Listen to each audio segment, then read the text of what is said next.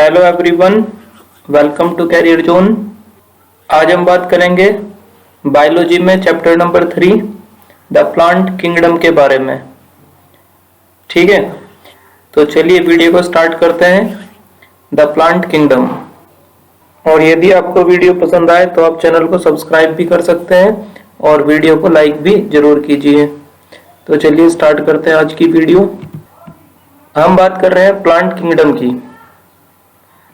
Plant kingdom को Whittaker ने 5 group में क्लासिफाई किया है। विटेकर ने प्लांट किंगडम को 5 ग्रुप में क्लासिफाई किया है। कौन कौन से वो 5 ग्रुप है आप पढ़ेंगे मेरे साथ। पहला ग्रुप है एल्गी, दूसरे ग्रुप का नाम है ब्रायोफाइटा, तीसरे ग्रुप का नाम है टेरिडोफाइटा, फोर्थ ग्रुप का नाम है जिम्नोस्पर्म और नेक्स्ट ग्रुप का नाम है एंजियोस्पर्म। इन 5 ग्रुप में ठीक है ना, विटेकर ने प्लांट किंगडम को क्लासिफाई किया है। ठीक है, यदि आप अपने एग्जाम के लिए सीरियस है तो आप जितने भी ये नोट्स आ रहे हैं है ना, इन सबको अपनी कॉपी में लिखते रहें। ठीक है ना, अच्छी तरीके से अपने नोट्स बनाएं या फिर आप एनसीईआरटी की बुक को साथ में लेकर बैठे और जैसे जैसे पॉइंट्स आपके सामने आते रहेंगे, मैं एक्सप्लेन करता रहूंगा पॉइंट्स को, तो आप एनसीईआरटी में उसी लाइन को अंडरलाइन भी करते रहना, क्योंकि जितनी भी स्लाइड मैंने बनाई है इनमें सब पॉइंट एनसीईआरटी से लिए गए हैं। तो जितना भी हम प्लांट किंगडम को पढ़ेंगे वो बिल्कुल एनसीईआरटी को पॉइंट टू पॉइंट पढ़ेंगे यहाँ पर। ठीक है, तो आप अपने नोट्स भी बना सकते हैं। नोट्स बनाने से फायदा होगा कि आपको ये लंबे समय तक याद रहेगी चीजें, जितने एग्जाम्पल आते रहेंगे बीच में उनको आप याद कर पाओगे। या फिर दूसरा तरीका है कि आप एनसीईआरटी को साथ में लेके बैठिए और साथ साथ अंडरलाइन करते हुए चलते रहना। ठीक है, नेक्स्ट देखो, प्लांट के बारे में आप क्या जानते हो। तो प्लांट क्या होते हैं भैया, प्लांट्स होते हैं ऑटोट्रोफिक। ऑटोट्रोफिक हम उनको कहते हैं जो अपना फूड खुद से बना लेते हैं, वो ऑटोट्रोफिक होते हैं, है ना। फोटोसिंथेसिस करेंगे ये, तो प्लांट्स के अंदर फोटोसिंथेसिस करने की एबिलिटी होती है। इनके अंदर क्लोरोफिल भरा होता है, ठीक है ना, और क्लोरोफिल की वजह से क्या कर पाते हैं, फोटोसिंथेसिस कर पाते हैं। ठीक है, तो ऑटोट्रोफिक होते हैं, क्लोरोफिल इनके अंदर पाया जाता है। प्लांट किंगडम के अंदर आने वाले जितने भी ऑर्गेनिज्म होंगे वो सब यूकैरियोटिक होते हैं। ठीक है ना, आप याद रखना विटेकर ने 5 किंगडम बनाए थे, तो उन 5 में से केवल एक ही प्रोकैरियोट है। बताओ कौन सा किंगडम है वो, मोनेरा। ठीक है ना, मोनेरा केवल प्रोकैरियोट है। उसके अलावा जितने भी किंगडम है, चाहे वो प्रोटिस्टा हो, चाहे फंजाई हो, प्लांट हो या एनिमल्स हो, तो उन सबको यूकैरियोट कहा जाता है। ठीक है, हम सभी यूकैरियोटिक हैं, प्लांट्स भी यूकैरियोटिक है ना। केवल प्रोकैरियोटिक कौन है, मोनेरा। मोनेरा के अंदर बैक्टीरिया आते हैं। ठीक है, इनकी जो सेल वॉल है वो किसकी बनी हुई है, सेल वॉल सेलुलोज की बनी हुई है। तो सेलुलोसिक सेल वॉल इनके अंदर पाई जाती है, ये आप ध्यान रखोगे।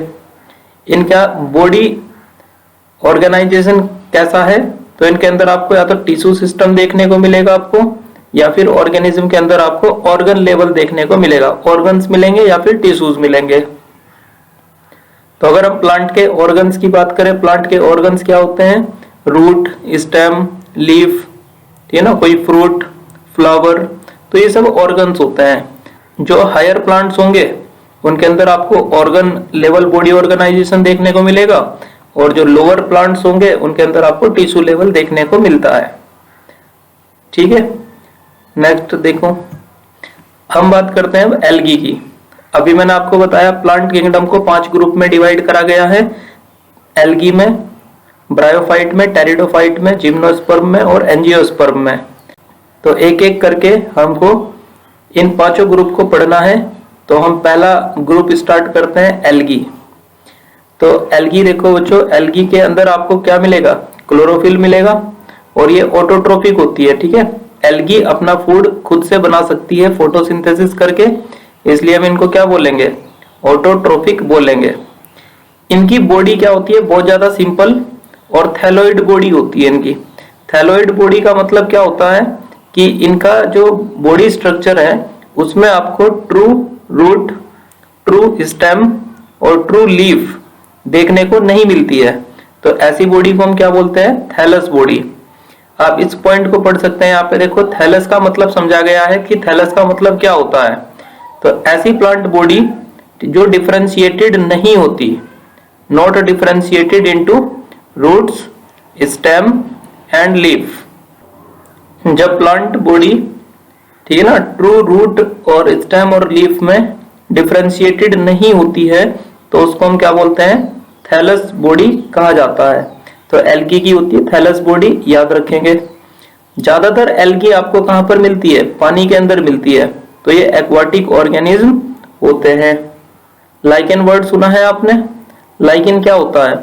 तो लाइकेन सिम्बायोटिक एसोसिएशन होता है। किस किस का? एल्गी और फंजाई का। एल्गी और फंजाई आपस में मिलकर क्या बना लेते हैं? लाइकेन बनाते हैं। सिम्बायोटिक एसोसिएशन का मतलब होता है कि एक दूसरे से दोनों स्पीसीज को फायदा होता है। एल्गी से फायदा हो जाता है फंजाई को, और फंजाई को फायदा हो जाता है एल्गी से। तो क्या फायदा होता है? एल्गी अभी मैंने बताया ऑटोट्रोफिक होती है, तो ये फूड को बना सकती है। तो एल्गी फोटोसिंथेसिस करके फूड बनाएगी और वो फूड किसको दे देगी? फंजाई को। और फंजाई क्या काम करती है? तो फंजाई सॉइल में से न्यूट्रिएंट्स को एब्सॉर्ब करती है, वाटर को एब्सॉर्ब करती है। तो फंजाई मिनरल्स को एब्सॉर्ब करके, मेनली फॉस्फोरस को ये बहुत ज्यादा मात्रा में एब्सॉर्ब करती है, ठीक है। तो फॉस्फोरस को या अदर मिनरल्स को ये एब्सॉर्ब करेगी, एल्गी को दे देगी, एल्गी को न्यूट्रिएंट्स मिल जाएंगे। और एल्गी क्या करती है? फूड को बनाती है, और वो फूड फंजाई को भी, ये फंजाई के साथ फूड की शेयरिंग कर लेती है। तो दोनों का फायदा हो जाता है। तो इन दोनों से मिलकर जो एसोसिएशन बनता है उसको हम बोलते हैं सिम्बायोटिक एसोसिएशन, और ये म्यूचुअलिज्म का भी एग्जाम्पल होता है, ठीक है ना। इकोलॉजी में हम पढ़ते हैं इंटरेक्शंस को, ठीक है ना। तो जब ये दोनों स्पीसीज को एक दूसरे से फायदा हो तो उस इंटरेक्शन को हम क्या बोलते हैं? म्यूचुअलिज्म कहते हैं। तो म्यूचुअलिज्म का एग्जाम्पल है लाइकेन, ठीक। आपको ये बात याद रखनी है, एल्गी फंजाई के अलावा सिम्बायोटिक रिलेशनशिप स्लोथ बियर के साथ भी शो करती है। स्लोथ बियर होता है आपका भालू, ठीक है ना। तो बियर के साथ भी एल्गी सिम्बायोटिक एसोसिएशन शो करती है। तो इसमें एल्गी क्या करती है? एल्गी प्रोवाइड कराती है कैमोफ्लेग। कैमोफ्लेग का मतलब होता है कलर को चेंज करना या कलर को अपने बैकग्राउंड के समान बना देना, उसको हम कैमोफ्लेग कहते हैं। तो एल्गी प्रोवाइड कराती है camouflage and mineral nutrition to bear. तो भालू को क्या मिल जाता है? एक तो कैमोफ्लेग, क्योंकि अगर भालू के ऊपर एल्गी अगर आकर जुड़ जाए, ठीक है ना, उसकी बॉडी के ऊपर एल्गी अगर चिपक जाए तो वो ग्रीन हो जाएगा ना। मान लो अगर ग्रीन एल्गी की अगर हम बात करें तो वो बैकग्राउंड के साथ पेड़ों के नीचे वो छिप सकता है, ठीक है ना। जो उसका प्रेडेटर होगा वो प्रेडेटर भालू को देख नहीं पाएंगे और वो बच जाएगा। और उसको मिनरल्स न्यूट्रिएंट्स भी बियर को मिल जाते हैं एल्गी से। Whereas sloth bear give shelter and water. और स्लोथ बियर से एल्गी को क्या फायदा है? एल्गी को मिल जाती है रहने के लिए जगह, शेल्टर बोलते हैं रहने के लिए जगह को, और वाटर ये मिल जाता है आपका एल्गी को बियर से। तो इसमें भी दोनों का फायदा हो रहा है, ठीक है ना। तो याद रखना, एल्गी सिम्बायोटिक एसोसिएशन शो करती है फंजाई के साथ, तो उसको बोलते हैं लाइकेन। और एल्गी सिम्बायोटिक रिलेशनशिप और किसके साथ शो करती है फंजाई के अलावा? स्लोथ बियर के साथ। तो यहां से क्वेश्चन पूछा जा सकता है नीट में, ठीक है। नेक्स्ट पढ़ते हैं। देखो क्लेमाइडोमोनास, ये एक एल्गी है क्लेमाइडोमोनास, ठीक है। एक माइक्रोस्कोपिक, मतलब माइक्रोस्कोपिक का मतलब बहुत छोटी है, ये माइक्रोस्कोप से दिखेगी। तो ये यूनिसेलुलर होती है। अब मैंने भी पीछे आपको बताया कि एल्गी के अंदर, ठीक है ना, या प्लांट किंगडम के अंदर जितने भी ऑर्गेनिज्म है वो सब कैसे होंगे? यूकैरियोट, ठीक है ना। तो इसका मतलब क्लेमाइडोमोनास कैसा होगा? यूकैरियोट होगा, लेकिन ये यूनिसेलुलर है, एक ही सेल का बना हुआ। और जो यूनिसेलुलर यूकैरियोट होता है उसको हम किस किंगडम के अंदर रखते हैं? प्रोटिस्टा के अंदर। ये अपने पिछले चैप्टर में भी देखा था। ठीक है ना। जो भी यूनिसेलुलर यूकैरियोट होता है उसको हम प्रोटिस्टा किंगडम के अंदर रखते हैं। तो क्लेमाइडोमोनास है यूनिसेलुलर और यूकैरियोटिक, तो इसलिए इसको किस किंगडम के अंदर रखा हुआ है, प्रोटिस्टा के अंदर। तो याद रखना है क्लेमाइडोमोनास एक एल्गी है, ग्रीन एल्गी, लेकिन यूनिसेलुलर होने के कारण इसको प्रोटिस्टा के अंदर रखा गया है। एक क्वेश्चन ये आता है कि कौन सी एल्गी कॉलोनियल फॉर्म में पाई जाती है, ठीक है ना। कॉलोनी कौन सी एल्गी बनाती है, तो उत्तर है वोल्वॉक्स। ये आप याद कर लेंगे। वोल्वॉक्स एक ग्रीन एल्गी है और ये कॉलोनियल फॉर्म बनाती है, ठीक है ना। कॉलोनी में बहुत सारी जुड़कर एक कॉलोनी फॉर्म कर देती है। अभी हम आगे डायग्राम भी दिखा देंगे इसका। क्वेश्चन पूछा जाता है फिलामेंटस फॉर्म बताओ एल्गी की। फिलामेंटस एल्गी कौन सी है, तो फिलामेंटस का एग्जांपल होता है यूलोथ्रिक्स एंड स्पाइरोगायरा, है ना। यूलोथ्रिक्स और स्पाइरोगायरा फिलामेंटस एल्गी होती है और ये दोनों ही आपकी ग्रीन एल्गी है। तो ये सारे पॉइंट्स को आप याद करेंगे, लिख लेंगे इनको, एग्जांपल को। कॉलोनियल फॉर्म कौन सी है, तो वोल्वॉक्स एक ग्रीन एल्गी है, ठीक है ना। अभी बताया मैंने आपको क्लेमाइडोमोनास ये यूनिसेलुलर एल्गी है, तो इसको एल्गी में न रखकर कहां पर रखा गया है, प्रोटिस्टा के अंदर। फिलामेंटस एल्गी कौन कौन सी होती है, यूलोथ्रिक्स, स्पाइरोगायरा और ये ग्रीन एल्गी हमारे पास होती है, ठीक है। तो यहां से क्वेश्चन आ सकता है। नेक्स्ट देखिए कैल्प। तो कैल्प एक ब्राउन एल्गी होती है, तो इसको आप नोट डाउन कर लीजिए या फिर अपनी एनसीईआरटी में अंडरलाइन करो। कैल्प ब्राउन एल्गी होती है और massive plant body. Massive plant body का मतलब क्या है कि इसकी जो प्लांट बॉडी है कैल्प की वो बहुत बड़ी होती है, मतलब कम से कम 100 मीटर तक की फैली हुई हो सकती है, ठीक है ना। 100 मीटर लंबी इसकी प्लांट बॉडी हो सकती है। तो बहुत बड़ी प्लांट बॉडी को हम क्या बोलेंगे, मैसिव प्लांट बॉडी होती है कैल्प की। तो ये क्वेश्चन पूछा जा सकता है मैसिव प्लांट बॉडी किसकी है, कैल्प की। एग्जांपल याद रखना है। एल्गी के अंदर जो रिप्रोडक्शन होता है वेजिटेटिव रिप्रोडक्शन, ठीक है ना। 3 टाइप्स के रिप्रोडक्शन होते हैं, वेजिटेटिव, एसेक्सुअल और सेक्सुअल। तो ये आप याद रखना कि एल्गी के अंदर वेजिटेटिव रिप्रोडक्शन फ्रेगमेंटेशन के द्वारा होता है। फ्रेगमेंटेशन का मतलब समझते हैं कि फ्रेगमेंट्स में बॉडी टूट जाएगी और वो फ्रेगमेंट से एक नई प्लांट बॉडी बन जाएगी, ठीक है ना। वही जो फ्रेगमेंट्स बनेंगे, फ्रेगमेंट्स जर्मिनेट हो जाएंगे और उनसे नई प्लांट बॉडी बन जाएगी, तो उसको हम बोलते हैं फ्रेगमेंटेशन।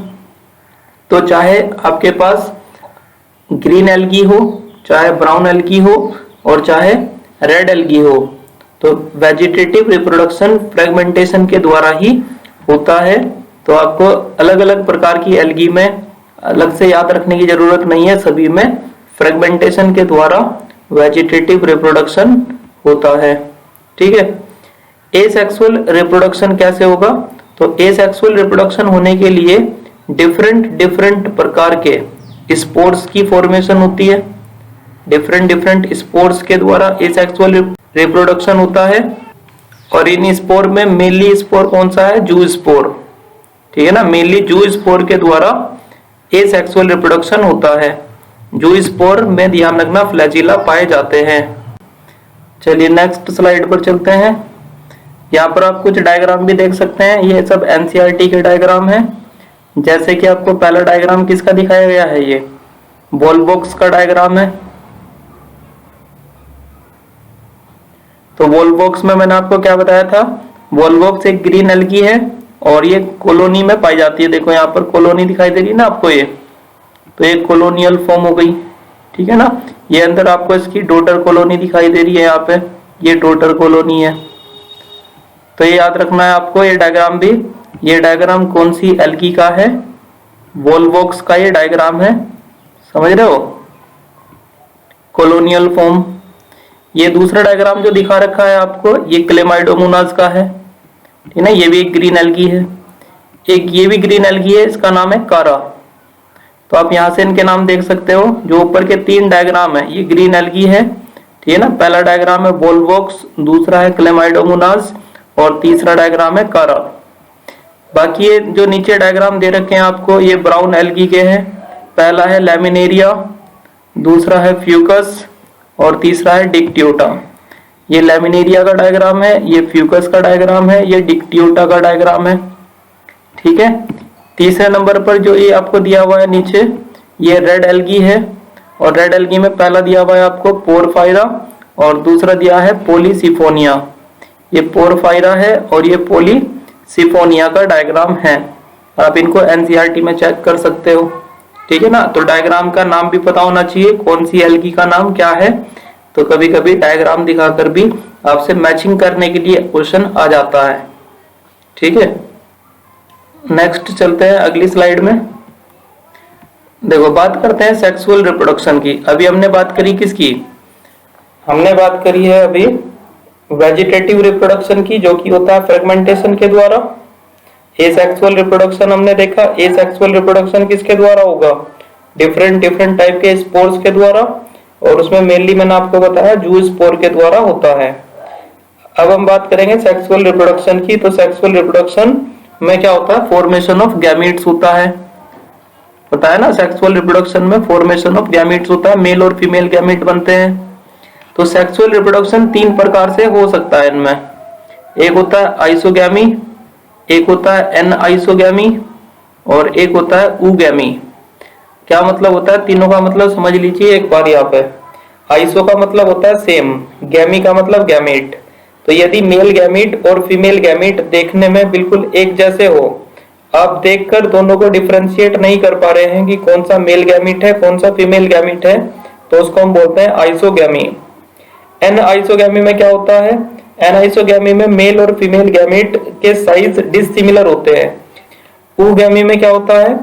मेल गैमीट जो होता है ना, मेल गैमीट वो काफी छोटे साइज का होगा और मोटाइल होगा, जबकि फीमेल गैमीट बड़े साइज का होता है और नॉन मोटाइल होता है। तो उसको हम ऊगैमी कहते हैं। दोबारा से रिपीट करते हैं। आइसोगैमी में मेल और फीमेल गैमीट बिल्कुल एक जैसे होंगे दिखने में, आप डिफरेंशिएट नहीं कर पाओगे कौन सा मेल है या कौन सा फीमेल है, तो उसको बोलेंगे आइसोगैमी।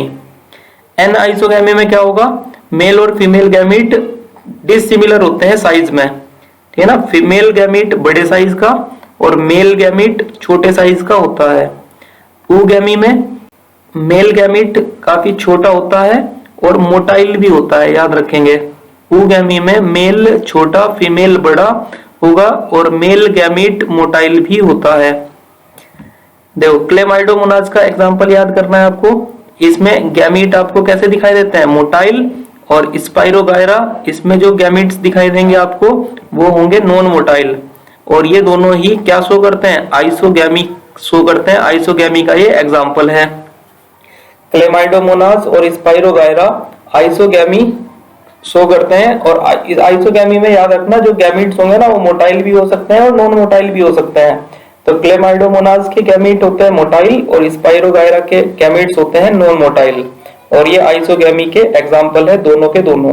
नोट कर लेना इसको कॉपी में, यहां से नीट में क्वेश्चन आता है। Some species of chlamydomonas, chlamydomonas की कुछ स्पीसीज क्या शो करती है? एन आइसोगैमी भी शो करती है। और वोल्वोक्स और फ्यूकस ये शो करते हैं ऊगैमी को। ठीक है ना। बहुत ही ज्यादा इंपॉर्टेंट एग्जांपल्स है और क्वेश्चन यहां से पूछा जाता है नीट के अंदर। तो कॉपी में लिख लो, एनसीईआरटी है तो उसमें अंडरलाइन कर लो। ऊगैमी का एग्जांपल है वोल्वोक्स और फ्यूकस और आइसोगैमी का एग्जांपल है क्लेमाइडोमोनास। और क्लेमाइडोमोनास की कुछ स्पीसीज क्या शो करती है? एन आइसोगैमी शो करती है। अब हमारे पास क्या होता है? जो एल्गी है वो 3 प्रकार की होती है। क्लोरोफाइसी जिसको हम बोलते हैं ग्रीन एल्गी, दूसरा फियोफाइसी जिसको हम बोलते हैं ब्राउन एल्गी, और तीसरा रोडोफाइसी जिसको हम कहते हैं रेड एल्गी। ठीक है। और ये किस बेस पर बनाया गया है? तो टाइप ऑफ पिगमेंट के बेस पर, कि इनके अंदर आपको कौन सा पिगमेंट देखने को मिलेगा, किस टाइप का इनके अंदर फूड स्टोर होता है। ठीक है ना। उस बेसिस पर हमने एल्गी को 3 क्लास के अंदर बांटा है। कौन कौन सी है 3 क्लास? क्लोरोफाइसी, फियोफाइसी और रोडोफाइसी। क्लोरोफाइसी को हम क्या बोलेंगे? Green algae. फियोफाइसी को हम कहेंगे ब्राउन एल्गी और रोडोफाइसी को हम कहेंगे रेड एल्गी। ठीक है। नेक्स्ट देखिए Laminaria, Sargassum, and Porphyra are used as food. ये 3 एल्गी के नाम आपको याद करने हैं, लैमिनेरिया, सार्गेसम एंड पोरिफायरा। ठीक है ना, इनको फूड के रूप में यूज किया जाता है। जो लैमिनेरिया और सार्गेसम है ये ब्राउन एल्गी के एग्जाम्पल होते हैं, और पोरफायरा रेड एल्गी का एग्जाम्पल है। ये भी आप नोट कर लेंगे साथ में। क्या बताया मैंने आपको, लैमिनेरिया और सार्गेसम ब्राउन एल्गी के एग्जाम्पल हैं, और पोरफायरा रेड एल्गी का एग्जाम्पल होता है। और एनसीईआरटी में ये भी बात बताई गई है कि मराइन स्पीसीज जो है एल्गी की, तो 70 स्पीसीज ऐसी है जिसको हम फूड के रूप में यूज करते हैं। ठीक है ना, 70 species of marine algae are used as food. और एक बात आपको ये याद रखनी है कि 50% जितना भी वर्ल्ड में फोटोसिंथेसिस होता है तो वो एल्गी के द्वारा होता है। ठीक है ना, केवल एल्गी वर्ल्ड का 50% फोटोसिंथेसिस करती है, और बाकी जितने आप प्लांट्स बाकी के देख रहे हो, ठीक है ना, उनके द्वारा 50% फोटोसिंथेसिस होता है। तो जितना भी फोटोसिंथेसिस ऑटोट्रोफ्स के द्वारा किया जा रहा है तो उसका 50% किसके द्वारा होता है, एल्गी के द्वारा होता है। तो इससे ये क्या करते हैं, इंक्रीज कर देंगे ऑक्सीजन के लेवल को एनवायरनमेंट के अंदर। ठीक है ना, एनवायरनमेंट में ऑक्सीजन के लेवल को एल्गी बढ़ा देती है, क्योंकि इसके द्वारा फोटोसिंथेसिस बहुत ज्यादा होता है। इंपॉर्टेंट प्राइमरी प्रोड्यूसर्स हम इनको कह सकते हैं। ठीक है ना, जो फोटोसिंथेसिस करके फूड बनाता है उनको हम क्या बोलते हैं, producers. Form the basis of food chain of all aquatic animals. तो मैंने आपको बताया कि जो एल्गी है वो ऑटोट्रोफिक होती है, अपना फूड खुद से बनाएगी। तो जो एक्वाटिक इकोसिस्टम है, जो उसकी फूड चेन स्टार्ट होती है ना, तो उसका कहां से स्टार्ट होगी, एल्गी से स्टार्ट होगी। एल्गी क्या कर लेती है, फोटोसिंथेसिस कर लेती है, तो फोटोसिंथेसिस करके फूड बनाएगी, और उस फूड को फिर एक्वाटिक एनिमल्स जो होंगे वो उस फूड को खाएंगे। ठीक है ना, तो फूड चेन का बेसिस है एल्गी। कुछ इंपॉर्टेंट प्रोडक्ट्स है जैसे कि अगार। अगार एक कमर्शियल प्रोडक्ट है। ठीक है ना, इसका उपयोग माइक्रोब्स को ग्रो कराने के लिए कराया जाता है। तो अगार एक प्रकार की जेली होती है, ठीक है ना, जिसका उपयोग हम माइक्रोब्स को ग्रो कराने के लिए करते हैं। और दूसरा, आइसक्रीम और जेली की प्रिपरेशन करने के लिए हम अगार का यूज करते हैं। तो ये नीट का क्वेश्चन है जो आपसे पूछा जा सकता है, अगार का यूज क्या होता है। तो 2 यूज आप याद रखोगे। पहला, अगार होता क्या है, अगार एक जेली लाइक सब्सटेंस है, इसका उपयोग करा जाता है माइक्रोब्स को ग्रो कराने के लिए। और दूसरा, आइसक्रीम और जेलीज की प्रिपरेशन करने के लिए अगार जेली का हम यूज करते हैं। और यहाँ से एक क्वेश्चन ये भी पूछा जाता है कि कौन सी एल्गी से हम अगार को ऑब्टेन करते हैं। तो आपको एल्गी का नाम याद रखना है, मोस्ट इंपोर्टेंट है, जेलिडियम एंड ग्रेसिलेरिया। जेलिडियम और ग्रेसिलेरिया एल्गी से हम अगार नामक जेली को प्रोड्यूस करते हैं, और इसका उपयोग माइक्रोब्स को ग्रो कराने के लिए और आइसक्रीम और जेलीज बनाने के लिए इसका यूज करते हैं। एक जिलेटिनस सब्सटेंस होता है बच्चों, एल्जिन और केराजिन। तो ये भी आपको याद रखना है, केराजिन और एल्जिन जिलेटिनस सब्सटेंसेस होते हैं, और इनका यूज किया जाता है वाटर होल्डिंग कैपेसिटी में, वाटर को एब्सॉर्ब करने में। वाटर होल्डिंग कैपेसिटी का मतलब है कि ये जो लेयर बनती है ना, जिलेटिनस लेयर, जिलेटिन की लेयर होती है एल्जिन की और केराजिन की। तो ये वाटर होल्ड करने की कैपेसिटी बहुत ज्यादा होती है इनके पास। वाटर एब्जॉर्प्शन कैपेसिटी आप बोल सकते हो बहुत ज्यादा होती है। एल्जिन आपको कहां से प्राप्त होता है, तो एल्जिन प्राप्त होता है हमको ब्राउन एल्गी से, और केराजिन हमको कहां से मिलता है, रेड एल्गी से। तो ये बात आप अपने नोट्स में डाल लो स्टार मार्क करके, यहाँ से क्वेश्चन पूछा जा सकता है। एल्जिन प्राप्त होता है ब्राउन एल्गी से, और केराजिन प्राप्त होता है रेड एल्गी से।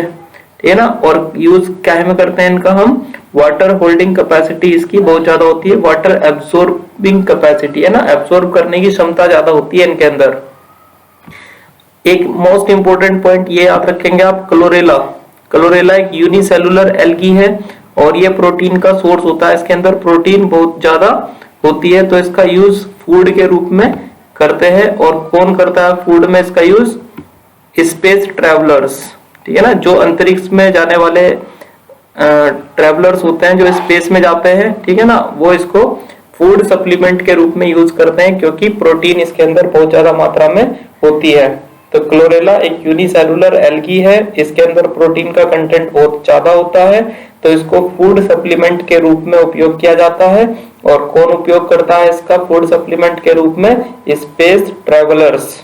और इसके अलावा एक और ब्लू ग्रीन एल्गी होती है, स्पाइरुलिना जिसका नाम होता है, तो आप ये भी याद रखोगे। 1-2 साल पहले क्वेश्चन ये आया था, ठीक है ना, कि कौन सी एल्गी यूनिसेलुलर एल्गी फूड के रूप में यूज की जाती है, तो वहां पर क्लोरेला और स्पाइरुलिना एग्जाम्पल उसमें दिए हुए थे, है ना, जो ऑप्शन में सही आंसर था। तो क्लोरेला यूनिसेलुलर एल्गी है और तुम्हारी स्पाइरुलिना वो ब्लू ग्रीन एल्गी है। और ब्लू ग्रीन एल्गी का क्या होते हैं? साइनोबैक्टीरिया, और साइनोबैक्टीरिया मतलब मोनेरा के अंदर आती है वो, ठीक है ना, स्पाइरुलिना। उसके अंदर भी प्रोटीन का कंटेंट बहुत ज्यादा होता है, तो स्पेस ट्रैवलर उसको फूड सप्लीमेंट के रूप में उपयोग करते हैं, ठीक है। जैसा कि मैंने आपको बताया एल्गी 3 प्रकार की होती है, क्लोरोफाइसी, फियोफाइसी और रोडोफाइसी। तो एक एक करके हम इनको पढ़ते हैं, ठीक है। तो हम पहले स्टार्ट करते हैं ग्रीन एल्गी को, और ग्रीन एल्गी को क्या कहा जाता है? क्लोरोफाइसी कहा जाता है। तो क्लोरोफाइसी के जो मेंबर्स होते हैं ना, इनके अंदर मेन पिगमेंट कौन सा देखने को मिलता है आपको? Chlorophyll A and B. यहां से क्वेश्चन आएगा आपका। इनके अंदर जो फूड स्टोर होता है वो किस रूप में स्टोर होगा? तो स्टार्च के रूप में फूड स्टोर होता है। यहां से एक क्वेश्चन आएगा, मतलब आ सकता है, ठीक है। हैव वन और मोर स्टोरेज बॉडी, और इनके अंदर फूड को स्टोर करने के लिए एक या एक से ज्यादा बॉडी हो सकती है, और उनको हम बोलते हैं पायरिनोइड। पायरिनोइड क्या होती है? एक्स्ट्रा बॉडीज होती है, स्टोरेज बॉडीज, जिनके अंदर फूड स्टोर होता है। और पायरिनोइड के अंदर स्टार्च के अलावा और क्या स्टोर होता है बच्चों? प्रोटीन स्टोर होती है पायरिनोइड के अंदर। तो ये क्वेश्चन आ सकता है। तो पायरिनोइड कहां पर प्रेजेंट होते हैं? क्लोरोप्लास्ट के अंदर पायरिनोइड पाए जाते हैं, ठीक है ना, ये क्वेश्चन आ सकता है। ग्रीन एल्गी की जो सेल वॉल होती है वो रिजिड होती है, ठीक है। और सेल वॉल की 2 लेयर होती है बच्चों, एक इनर लेयर होती है, एक आउटर लेयर होती है। तो इनर लेयर इनकी किसकी बनी हुई है? सेलुलोज की। और आउटर लेयर बनी होती है पैक्टोज की, ठीक है। सेल वॉल की 2 लेयर्स होती है। सेल वॉल की इनर लेयर बनी होती है सेलुलोज से, और आउटर लेयर बनी होती है पैक्टोज से। जो इनके अंदर फ्लैजिला पाए जाते हैं, ठीक है ना, मोटाइल सेल्स होती है जो, तो मोटाइल सेल में फ्लैजिला होंगे। तो फ्लैजिला की संख्या कितनी हो सकती है? 2 से लेकर 8 तक फ्लैजिला इनमें पाए जाते हैं। They are equal in size and apical in position. और जो फ्लैजिला होते हैं ना बच्चों, वो सब बराबर साइज के होते हैं, और एपिकल इन पोजीशन का मतलब है कि वो सर पर से निकलते हैं, ऊपर की तरफ से निकलते हैं, तो उसको बोलते हैं एपिकल इन पोजीशन। तो यदि फ्लैजिला निकल रहे सर में से, हेड में से निकल रहे ऊपर से, ठीक है ना, तो उसको बोलते हैं apical in position. Vegetative reproduction कैसे होता है इनमें? फ्रेगमेंटेशन के द्वारा होता है, वो मैंने बता दिया था। वेजिटेटिव रिप्रोडक्शन सब में ही फ्रेगमेंटेशन के द्वारा होगा। एसेक्सुअल रिप्रोडक्शन कैसे होगा? फ्लैजिलेटेड जू स्पोर्स के द्वारा होगा। और ये जू स्पोर्स कहां पर प्रोड्यूस होते हैं? जू स्पोरेंजिया के अंदर प्रोड्यूस होते हैं। सेक्सुअल रिप्रोडक्शन इनमें तीनों प्रकार से हो सकता है, आइसोगैमस भी, एनाइसोगैमस भी और ऊगैमस भी, ठीक है। एग्जाम्पल क्या होते हैं ग्रीन एल्गी के? तो आपको ये 5 एग्जाम्पल याद करने हैं जो आपको दिए हुए हैं। क्लेमाइडोमोनास, वोल्वोक्स, यूलोथ्रिक्स, स्पाइरोगायरा और कारा, ठीक है ना। तो ये एग्जाम्पल है क्लेमाइडोमोनास, वोल्वोक्स, यूलोथ्रिक्स, स्पाइरोगायरा और कारा। क्लेमाइडोमोनास यूनिसेलुलर एल्गी होती है, याद रखना। वोल्वोक्स कॉलोनी बनाती है, और यूलोथ्रिक्स और स्पाइरोगायरा फिलामेंटस एल्गी होती है। तो ये आपको बातें याद रखनी है इसके लिए। Volvox, spirogyra and some species of chlamydomonas show haplontic life. Haplontic life का मतलब होता है कि जिसमें मेन प्लांट बॉडी जो होती है वो हैप्लॉइड होती है ना, जिसमें n नंबर ऑफ क्रोमोसोम हो, तो उसको बोलते हैं हम हैप्लॉइड प्लांट बॉडी। और हैप्लॉइड प्लांट बॉडी को हम बच्चों गैमेटोफाइट कहते हैं। गैमेटोफाइट का मतलब होता है जिसकी प्लांट बॉडी हैप्लॉइड होगी, उसको हम गैमेटोफाइट कहेंगे। तो हैप्लॉइड प्लांट बॉडी कैसे बनेगी? क्योंकि जब सेक्सुअल रिप्रोडक्शन होगा तो गैमीट फ्यूज होंगे, गैमीट हैप्लॉइड होते हैं, तो जब मेल और फीमेल गैमीट आपस में फ्यूज हो जाएंगे तो जाइगोट बन जाएगा, और जाइगोट होता है डिप्लॉइड। तो जाइगोट को कौन सा डिवीजन करना पड़ेगा हैप्लॉइड में कन्वर्ट होने के लिए? तो मियोसिस करनी पड़ेगी, ठीक है ना। तो जाइगोट में मियोसिस हो जाती है और हैप्लॉइड प्लांट बॉडी प्रोड्यूस हो जाती है। तो इनकी मेन प्लांट बॉडी कैसी होगी बच्चों? गैमेटोफाइट होगी, और इनकी लाइफ में केवल एक ही डिप्लॉइड सेल पाई जाती है, जो कि कौन है? जाइगोट, ठीक है। नेक्स्ट हम देखते हैं फियोफाइसी। फियोफाइसी को हम क्या कहते हैं? ब्राउन एल्गीवियम कहते हैं। तो इनके अंदर मेन पिगमेंट कौन सा है? Chlorophyll A and chlorophyll C and fucoxanthin. तो और फ्यूकोजेंथिन के कारण ही इनका कलर ब्राउन होता है। तो ब्राउन कलर के लिए कौन सा पिगमेंट रिस्पॉन्सिबल है? फ्यूकोजेंथिन। यहां से क्वेश्चन आता है एग्जाम में, याद रखना इसको। ये फूड को स्टोर करते हैं, है ना, कॉम्प्लेक्स कार्बोहाइड्रेट के रूप में, जैसे कि लैमिनेरिन एंड मैनिटोल। लैमिनेरिन एंड मैनिटोल के रूप में फूड स्टोरेज होती है इनके अंदर। जो वेजिटेटिव सेल्स होती है तो उनके ऊपर सेलुलोज की वॉल चढ़ी रहती है, और बाहर की तरफ एक जिलेटिन की कोटिंग होती है। और किसकी कोटिंग होती है? एल्जिन। एल्जिन मैंने अभी बताया था आपको, ठीक है ना। ब्राउन एल्गी के अंदर एल्जिन एक जेलेटिनस सब्सटेंस होता है, तो इसकी कवरिंग होती है वेजिटेटिव सेल के ऊपर। वेजिटेटिव सेल की जो वॉल होती है ना, वो सेलुलोज की बनी होती है, और उसके ऊपर आपको जिलेटिन की एक कवरिंग मिलती है जो कि एल्जिन की होती है। तो एल्जिन पाया जाता है ब्राउन एल्गी के अंदर। ये क्वेश्चन पूछा जा सकता है। जो प्लांट बॉडी होती है ना, वो अटैच होती है to the substratum by holdfast. तो होल्ड फास्ट क्या होता है? ठीक है ना। स्टॉक क्या होता है? The stipe and the leaf like photosynthetic organ the frond, ठीक है ना। तो ये सारे स्ट्रक्चर मैं अभी आपको दिखा देता हूं। देखो पीछे एक डायग्राम दिखाया था मैंने अभी आपको, ये वाला डायग्राम। तो जो सबसे बेस वाला पार्ट होता है ना, उसको हम क्या बोलते हैं? Hold fast. तो ये आप इसको कंपेयर कर सकते हो रूट के साथ। होल्ड फास्ट को हम कंपेयर कर सकते हैं किसके साथ? रूट के साथ। जो स्टोक दिखाई दे रही है आपको, ये स्टेम लाइक स्ट्रक्चर दिखाई दे रहा है, इसको हम बोलते हैं स्टाइप। और जो ये आपको लीफ लाइक स्ट्रक्चर दिखाई दे रहा है ऊपर, जो कि फोटोसिंथेसिस करता है, इसको बोलते हैं हम फ्रॉन्ड, ठीक है ना। तो नीचे का पार्ट क्या कहलाता है? Hold fast. फिर आपका जो लीफ लाइक स्ट्रक्चर होता है उसको हम क्या बोलते हैं? फ्रॉन्ड बोलते हैं। तो ये सब आपको यहाँ पर दिखाई दे रहा है। और जो स्टोक लाइक स्ट्रक्चर होता है उसको हम स्टाइप बोलते हैं। तो आप होल्ड फास्ट को कंपेयर किससे करोगे? रूट से। स्टाइप को किससे कंपेयर करोगे? स्टेम से। और फ्रॉन्ड को कंपेयर करोगे लीफ से, ठीक है। तो एक बार और पढ़ते हैं इस पॉइंट को। The plant body is usually attach to substratum by holdfast. ये नीचे का पोर्शन हो गया। एक डंडी लाइक स्ट्रक्चर होता है, स्टोक होती है, स्टाइप कहते हैं जिसको। और एक लीफ लाइक स्ट्रक्चर होता है ना, जो कि फोटोसिंथेसिस भी करता है, इसको हम बोलते हैं फ्रॉन्ड। वेजिटेटिव रिप्रोडक्शन किस प्रकार से होगा? तो फ्रेगमेंटेशन के द्वारा होता है। Asexual reproduction in most brown algae is by biflagellated zoospore, ठीक है ना। जिसमें दो फ्लैजिला होते हैं उसको बोलते हैं बाइफ्लैजिलेटेड जूस्पोर के द्वारा इनमें एसेक्सुअल रिप्रोडक्शन होता है। और मोटाइल सेल्स होती है जूस्पोर या फिर गैमीट, और वो किस शेप की होती है? पायरीफॉर्म। पायरीफॉर्म बोलते हैं बच्चों पियर शेप को। नाशपाती होती है पियर, तो पियर की जो शेप होती है ना, उसको पायरीफॉर्म कहा जाता है। तो जो मोटाइल सेल्स है जूस्पोर या गैमीट्स, वो पायरीफॉर्म होती है, पियर शेप होती है, और दो अनइक्वल लेटरली इंसर्टेड फ्लैजिला। देखो पिछले वाला जो हमने ग्रीन एल्गी पढ़ी है ना, तो उसमें फ्लैजिला की पोजीशन क्या बताई थी? एपिकल, ऊपर से निकलते हैं। इसमें लेटरली निकलते हैं फ्लैजिला, और अनइक्वल साइज के होते हैं।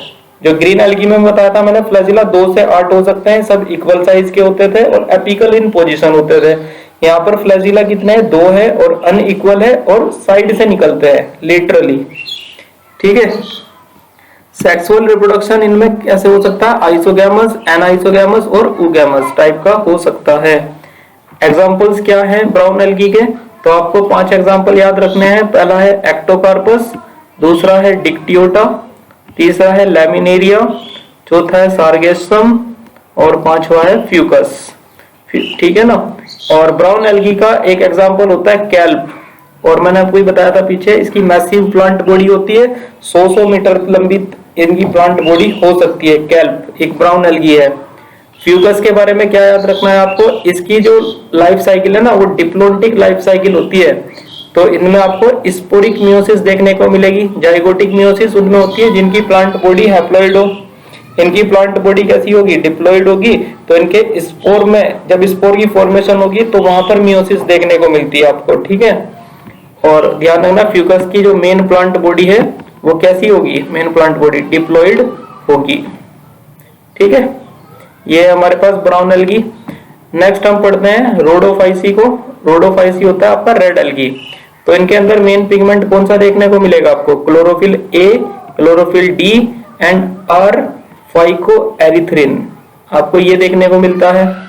मेन पिगमेंट होगा क्लोरोफिल ए, क्लोरोफिल डी और आर फाइकोएरिथ्रिन।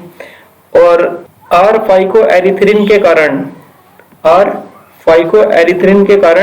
इनका कलर कैसा होता है, रेड कलर होता है। तो रेड एल्गी रेड क्यों है, क्योंकि इनके अंदर एक पिगमेंट पाया जाता है जिसका नाम है आर फाइकोएरिथ्रिन। ज्यादातर तो जो रेड एल्गी होती है वो मैराइन होती है, ये ना। रेड एल्गी मोस्टली कहां पर मिलती है हमको, मैराइन के अंदर मिलती है।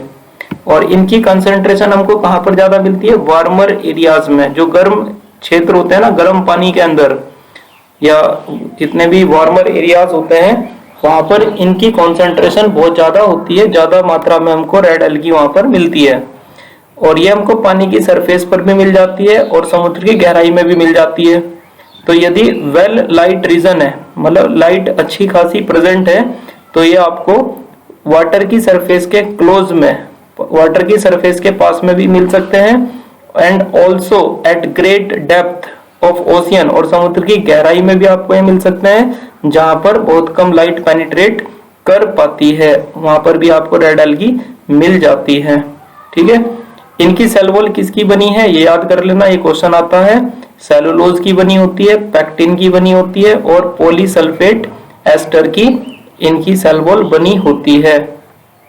जो इनके अंदर फूड स्टोर होगा वो किसके रूप में होता है, फ्लोरिडियन स्टार्च के रूप में होता है। तो ये भी क्वेश्चन पूछा जाता है, ठीक है ना। रेड एल्गी के अंदर फूड स्टोर किसके रूप में होगा, फ्लोरिडियन स्टार्च के रूप में होता है। और फ्लोरिडियन स्टार्च का जो स्ट्रक्चर होता है ना वो अमाइलोपेक्टिन के जैसा होता है और ग्लाइकोजन के रूप में होता है। अमाइलोपेक्टिन का मतलब क्या है, जो हमारा स्टार्च होता है ना वो दो कंपोनेंट से मिलकर बना होता है, अमाइलोज और अमाइलोपेक्टिन। तो अमाइलोपेक्टिन का जो स्ट्रक्चर है वो हाईली ब्रांच होता है। तो जैसा अमाइलोपेक्टिन का स्ट्रक्चर है वैसा ही फ्लोरिडियन स्टार्च का भी स्ट्रक्चर होता है।